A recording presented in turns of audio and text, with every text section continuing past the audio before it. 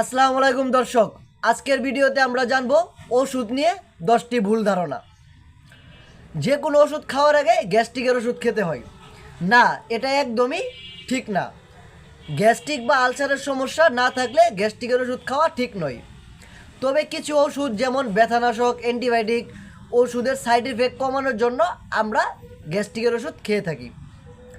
বাচ্চাদেরকে বড়দের ওষুধ অল্প ডোজ করে খাওয়ানো যেতে পারে না, কারণ বড়দের ডোজ ছোটদের ডোজ খাওয়ালে ঠিকমতো সেটা কাজ করবে না। আমরা জানি এমন কিছু ফর্মুলা রয়েছে যেগুলো বড়দের জন্য প্রযোজ্য, আর বাচ্চাদের জন্য রয়েছে পেডিয়াট্রিক ড্রপ, যা বাচ্চাদের জন্য নিরাপদ। আরেকটা বিষয়, সব ওষুধ কিন্তু বাচ্চাদের জন্য কাজ করবে এমনটা নয়। ভেষজ বা হার্বাল ওষুধগুলো বেশি নিরাপদ, কারণ এগুলো প্রাকৃতিকভাবে তৈরি। না, এটাও ভুল কথা। হার্বাল ওষুধেরও সাইড এফেক্ট রয়েছে। সবচেয়ে বড় কথা হচ্ছে, ডাক্তার আপনাকে যে ওষুধ লিখে দিয়েছে হার্বাল ওষুধের সাথে যদি সেই ওষুধগুলো খান, তাহলে কি হতে পারে, এই ওষুধগুলো আপনার শরীরে বিক্রিয়া ঘটাতে পারে। আর বিশেষ করে হার্বাল ওষুধের টেস্টিং প্রক্রিয়া অন্য ওষুধের তুলনায় সবচেয়ে কম। অতিরিক্ত ঝাল কিংবা তেলে ভাজা খাবার খেলে আলসার হয় না, এটাও একদম ভুল ধারণা। আলসারের সাথে এই খাবারগুলোর সরাসরি কোনো সম্পর্ক নেই। আলসার মূলত দুইটি কারণে হয়। হেলিকোব্যাক্টাস পাইলোরি ইনফেকশনের কারণে হতে পারে, আরেকটি হলো অতিরিক্ত ব্যথানাশক ওষুধ সেবনের কারণে হতে পারে। তবে যদি কারো আলসার হয়ে থাকে, তাহলে মশলাযুক্ত খাবার বা বেশি ঝালযুক্ত খাবার পরিহার করতে হবে। দামি অ্যান্টিবায়োটিক মানেই ভালো অ্যান্টিবায়োটিক না, এটাও একটি ভুল ধারণা। আপনি কোন ধরনের ব্যাকটেরিয়া মারতে চাচ্ছেন এবং ওই ব্যাকটেরিয়ার জন্য আপনি কোন অ্যান্টিবায়োটিক দিচ্ছেন সেটাই গুরুত্বপূর্ণ। দামি বা কম দামি কোনো ম্যাটার না। এখনও অনেক কম দামি অ্যান্টিবায়োটিক রয়েছে যা ব্যাকটেরিয়াকে ধ্বংস করতে পারে। তবে একটা কথা থেকেই যায়, বর্তমানে যেভাবে অ্যান্টিবায়োটিক রেজিস্ট্রেট হচ্ছে আমাদের দেহে, সেক্ষেত্রে কম দামি অ্যান্টিবায়োটিকগুলো আস্তে আস্তে কী হচ্ছে, তাদের কার্যক্ষমতা কমে যাচ্ছে, মানে অকেজো হয়ে যাচ্ছে। সেই কম দামি অ্যান্টিবায়োটিকের বিরুদ্ধে ব্যাকটেরিয়া বা জীবাণু শক্তিশালী হয়ে যাচ্ছে। সেই জন্য আমাদের বেশি দামের অ্যান্টিবায়োটিক সেবন করতে হচ্ছে, যার কারণে ওই অ্যান্টিবায়োটিকগুলোর দাম হচ্ছে বেশি। সেজন্য আমাদের সতর্ক থাকতে হবে। কারণে অকারণে বা ডাক্তারের পরামর্শ ছাড়া অ্যান্টিবায়োটিক খাওয়া যাবে না।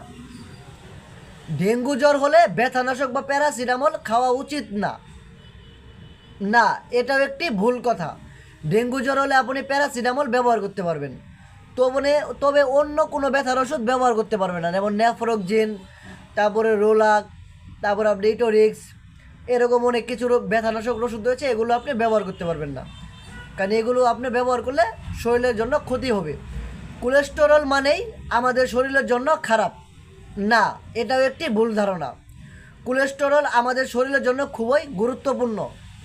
এই কোলেস্টেরল আমাদের হরমোন তৈরিতে সাহায্য করে, এছাড়াও ভিটামিন ডি ও পিত্তরস তৈরিতে সাহায্য করে। আমাদের বডিতে দুই ধরনের কোলেস্টেরল থাকে, একটা হচ্ছে এলডিএল আর একটা হচ্ছে এইচডিএল। এইচডিএল কোলেস্টেরলটা হচ্ছে ভালো মানের কোলেস্টেরল, আর এলডিএল কোলেস্টেরল হচ্ছে খারাপ বা দুষ্ট কোলেস্টেরল। এটি বৃদ্ধি পেলে হার্ট এবং রক্ত নালীতে সমস্যা দেখা দিতে পারে। কোথাও কেটে গেলে বা গা হলে টক জাতীয় খাবার খাওয়া যাবে না না, এটিও একটি ভুল ধারণা বা ভুল কথা। বেশিরভাগ টক জাতীয় খাবারে রয়েছে ভিটামিন সি পাওয়া যায়, যা কিনা গা শুকাতে সহায়তা করে। ওষুধ খাওয়ার আগে কিংবা পরে যে কোনো সময় খাওয়া যায় না, এটিও একটি ভুল কথা। কিছু অ্যান্টিবায়োটিক রয়েছে যেগুলো আপনি খাওয়ার আগে খেলে ভালো কাজ করবে, আবার কিছু ওষুধ রয়েছে যেগুলো খাবার পরে খেলে আপনার ভালো কাজ করবে। তবে কিছু অ্যান্টিবায়োটিক খাওয়ার আগে খেতে হবে, কিছু অ্যান্টিবায়োটিক খাওয়ার পরে খেতে হবে। তবে এর সাথে আরেকটা বিষয় হচ্ছে, সেটা হচ্ছে আয়রনের ট্যাবলেট এবং গ্যাস্ট্রিকের ট্যাবলেট খালি পেটে খাওয়াটা সবচেয়ে বেটার। গরমকালে কৃমিনাশক ওষুধ খাওয়া যাবে না না, এটিও একটি ভুল ধারণা বা ভুল কথা। এটি যে কোনো সময় যে কোনো পরিস্থিতিতে খাওয়া যাবে। সাধারণত আমরা এটি 3 মাস পর পর খেতে বলি, কারণ কৃমির ওষুধ 3 মাস পর পর খাওয়াটাই হচ্ছে উত্তম। আরেকটা বিষয়, সেটি হচ্ছে কৃমির ওষুধ যদি আপনারা খান, ওই ঘরের ফ্যামিলি যে কয়জন আছেন ওই কয়জনে সবাই মিলে খাওয়ার চেষ্টা করবেন। তো আশা করি ভিডিওটি আপনাদের অনেক উপকারে আসবে। যে বিষয়গুলো নিয়ে আপনাদের ভুল ধারণা ছিল, যে বিষয়গুলো আপনারা জানতেন না, সেই বিষয়গুলো আমার এই ভিডিও দেখলে আপনারা সম্পূর্ণ জানতে পারবেন। তো ভিডিওটি যদি আপনাদের ভালো লাগে বন্ধুদের সাথে শেয়ার করে সবাইকে দেখার সুযোগ করে দেন। আর আমার ইউটিউব চ্যানেলটি নতুন, তাই সবাই সাবস্ক্রাইব করবেন, যাতে আমি যে কোনো ভিডিও ছাড়লে আপনাদের কাছে নোটিফিকেশন চলে যায় এবং আমাকে সাপোর্ট দিবেন, আমি যেন আরও ভালো ভালো ভিডিও বানাতে পারি।